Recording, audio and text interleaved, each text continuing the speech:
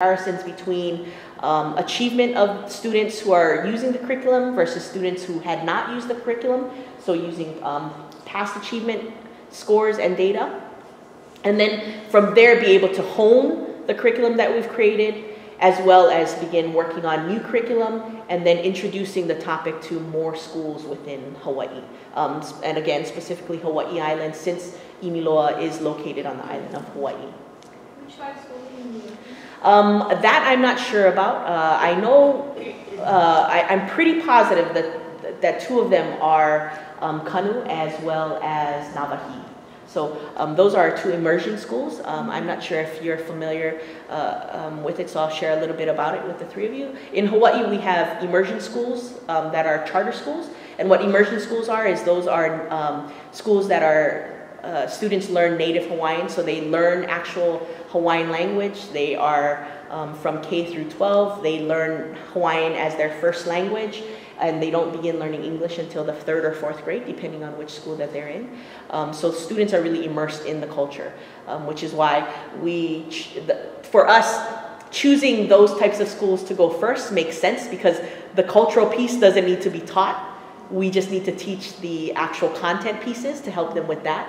And that seemed like the smartest first step for us in being able to actually test or pilot the curriculum. Because when we don't have to teach one piece of all the pieces that are integrated into the curriculum, it makes it a little bit easier to kind of focus on the data that we want to collect for that. So we have both.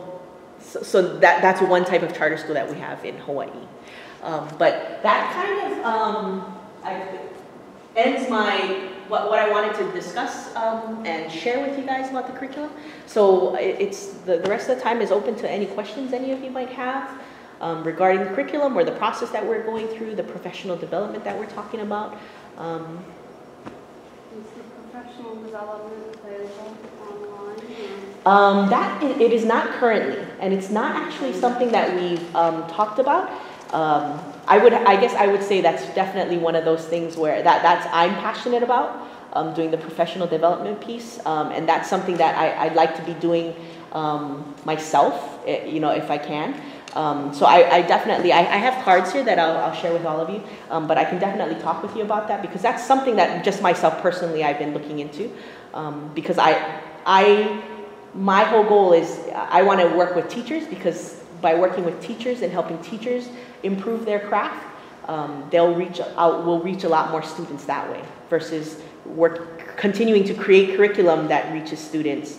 If I can touch more teachers. We're trying to work with native teachers and educators. Which is perfect, right?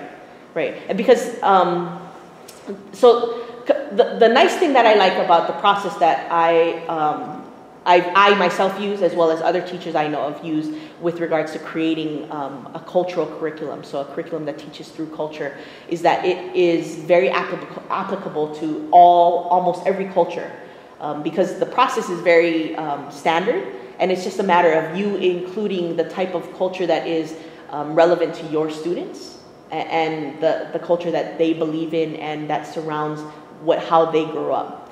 So another first step is definitely making sure that you have those cultural practitioners already invested into what you're trying to do, so that they're willing to share the knowledge with you.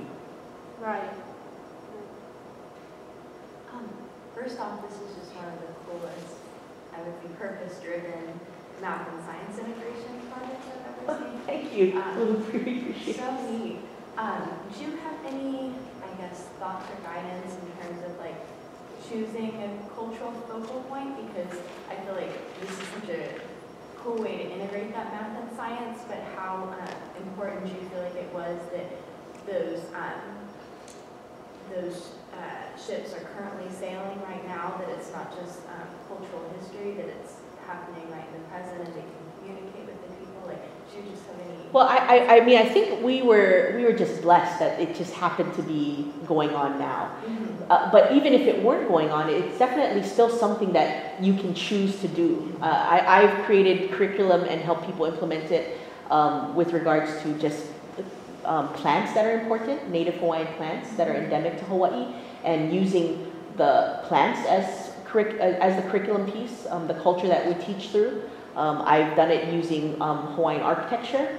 So it doesn't matter what you start with. What really matters is the students that you're working with.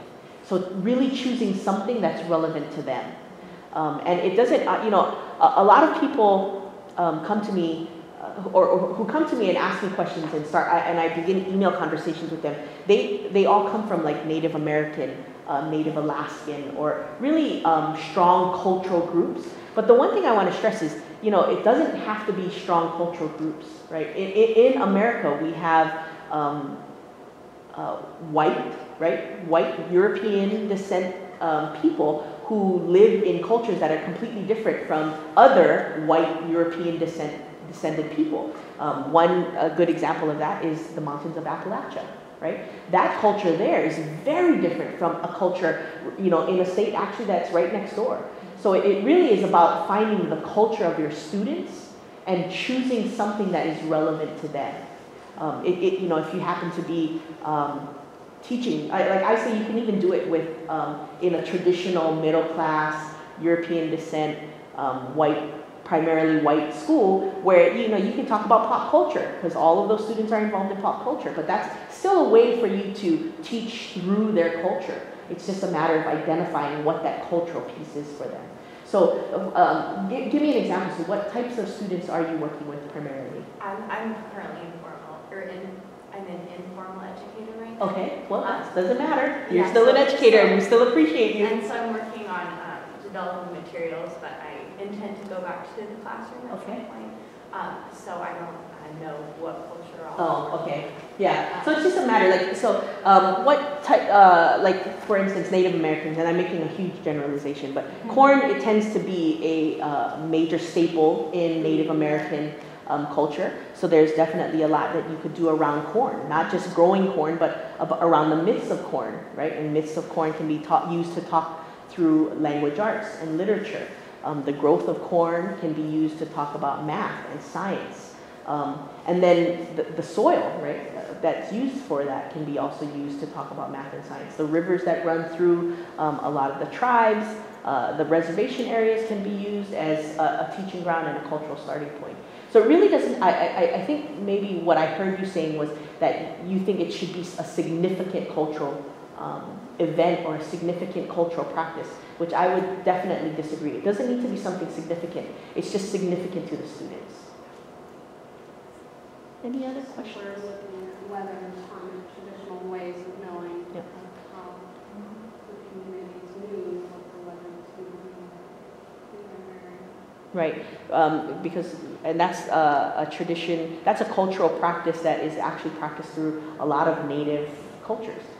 The ability to read the signs of nature, to be able to determine what's coming from a weather and climate perspective, and to prepare for that.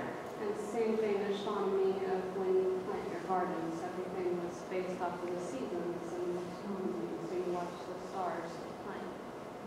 And so similar to like what she had mentioned earlier, but you still have to have those cultural practitioners participating in what you're doing to be able to gain that knowledge. And they have to be willing participants, right? Willing to share that information. And for the most part, as long as in Native Americans, they tend to be called elders. In Hawaii, they're called kupuna.